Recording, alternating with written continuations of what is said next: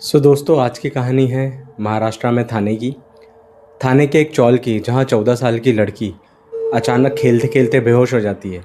और जब उसके घर वाले उसे लेने आते हैं तो उसकी आंखें एकदम बड़ी बड़ी हो जाती है और उसकी आवाज़ एकदम 40 साल के मर्द जैसी हो जाती है। दोस्तों, चलिए कहानी शुरू करते हैं।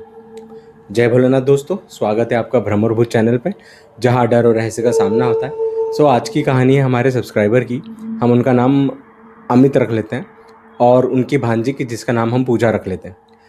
अमित हमें बताते हैं कि उनकी 14 साल की भांजी खेलते खेलते अचानक गिर जाती है और जब वो उठती है तो उसकी आंखें इतनी बड़ी हो जाती है और जब वो बोलती है तो उसकी आवाज़ में ऐसा लगता है कि किसी 40 साल के मर्द जैसी आवाज़ हो। चलिए हम कहानी शुरू करते हैं।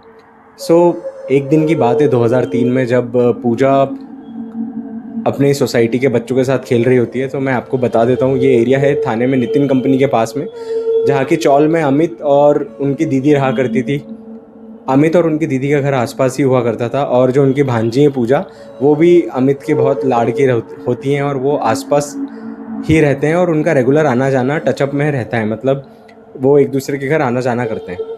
अब होता यूँ है कि पूजा एक दिन सोसाइटी में खेल रही होती है और अचानक से वो बेहोश हो जाती है। जो उसके साथ के बच्चे होते हैं वो अमित को बुलाने आते हैं कि मामा जी देखो पूजा को क्या हो गया, और वो दौड़ के जाते हैं और पूजा को गोदी में उठा के घर लाते हैं। तो अब बच्ची एकदम से बेहोश हो जाती है और चौल में क्या होता है कि सब लोग इकट्ठा हो जाते हैं। अगर कुछ भी इंसिडेंट होता है तो सब लोग एकदम से मौजूद हो जाते हैं कि क्या हुआ करके।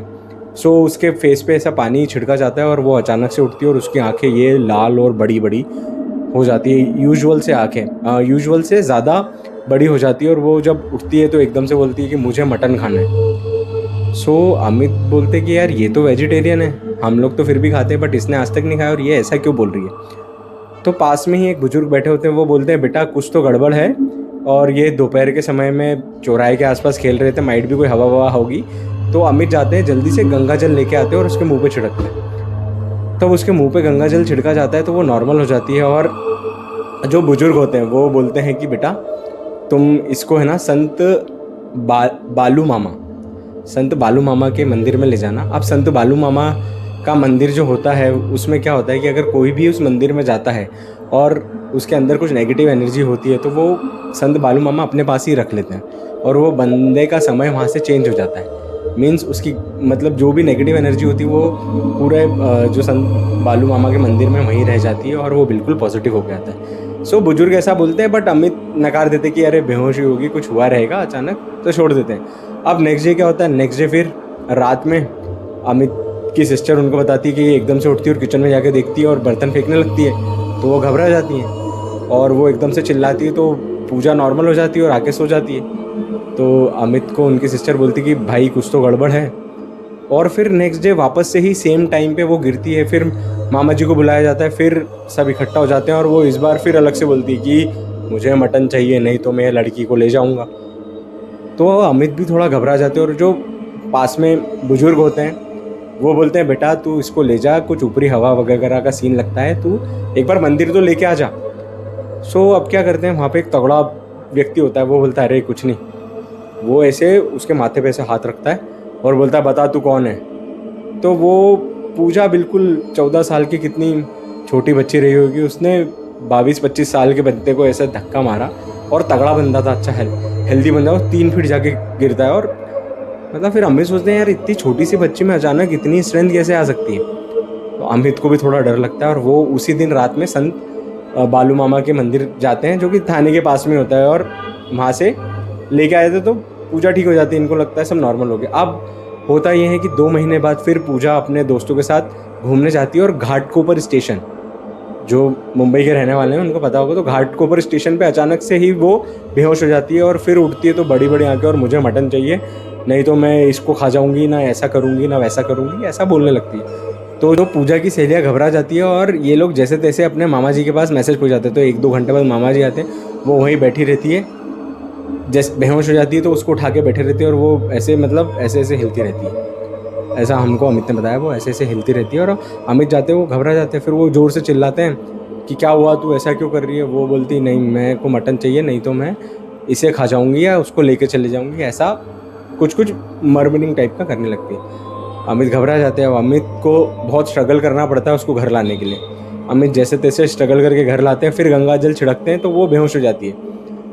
अब ये लोग चौल में ऐसा डिस्कस करते रहते हैं, तो ये लोग बोलते हैं कि बेटा संत बालू मामा का कोल्हापुर में मंदिर है और तू उसको वहाँ ले जा और डेफिनेटली जो भी नेगेटिव एनर्जी है ये वहाँ से इसका बिल्कुल निवारण हो जाएगा। ये अपने एक दोस्त से गाड़ी बोरो करते हैं और कोल्हापुर के लिए निकलते हैं। और जैसे ही वहाँ मंदिर में जाते हैं तो कोल्हापुर मंदिर में जो संत बालू मामा का मंदिर है, वहाँ की ये मान्यता है कि वहाँ पे एक स्तंभ लगा हुआ है, मतलब खंबा टाइप का लगा हुआ है, बहुत पवित्र है। जो जिसके अंदर भी नेगेटिव एनर्जी आती है वो उस खंबे को जाके ऐसे हक कर लेता है और उसकी परिक्रमा करता है। जैसे ही हक करता है, परिक्रमा करता है, तो उसके अंदर की नेगेटिव एनर्जी वो स्तंभ में चली जाती है, मीन्स उसी मंदिर में रह जाती है और वो एकदम से गिर जाता है। और फिर पंडित जी आके भभूत वगैरह लगा के साइड में करते हैं। तो ऐसी मान्यता है उस मंदिर की। सो पूजा भी जाती है, लेकिन अब पता नहीं होता है कि क्या एक्चुअल में हुआ है पूजा के साथ। वो भी जाती है मंदिर को, मतलब हक करती है और 2-3 राउंड लगाती है। यूजुअली 2-3 राउंड से ज़्यादा उसके 7-8 राउंड हो जाते हैं और वो थोड़ा सा हंसने लगती है अजीब तरीके से। तो फिर पंडित जी आते हैं और वो बोलते हैं कि भाई आप लोगों को इसे 3 दिन लाना पड़ेगा यहाँ पे, और तीसरे दिन मैं हवन वगैरह करूँगा तो ये नॉर्मल हो जाएगी, ऐसे डरने की बात नहीं है, लेकिन आपको बड़ा ध्यान रखना पड़ेगा। तो फर्स्ट डे वो मंदिर में उनको कलावा वगैरह बांधा जाता है और ये लोग वहीं 2-3 दिन का स्टे करते हैं। फिर नेक्स्ट डे भी सेम होता है। तो नेक्स्ट डे वो कम चक्कर लगाती है और ऐसे क्रीपी स्माइल नहीं करती है। और थर्ड डे तो वो बिल्कुल नॉर्मल होकर जैसे गिर जाते हैं बंदे, जो मंदिर की मान्यता है वैसा उसके साथ होता है। तो बिल्कुल जो नॉमिनल चार्जेस होते हैं वो सब पंडित जी लेते हैं पूजा वगैरह के, और फिर पूजा करके उसको कलावा बांधा जाता है, भभूति वगैरह सर पे लगाई जाती है और बोला जाता है कि इसको है ना बस चौराहे पे कभी भी क्रॉस करना है तो इसको बोलना है कि चौराहे से क्रॉस नहीं करें।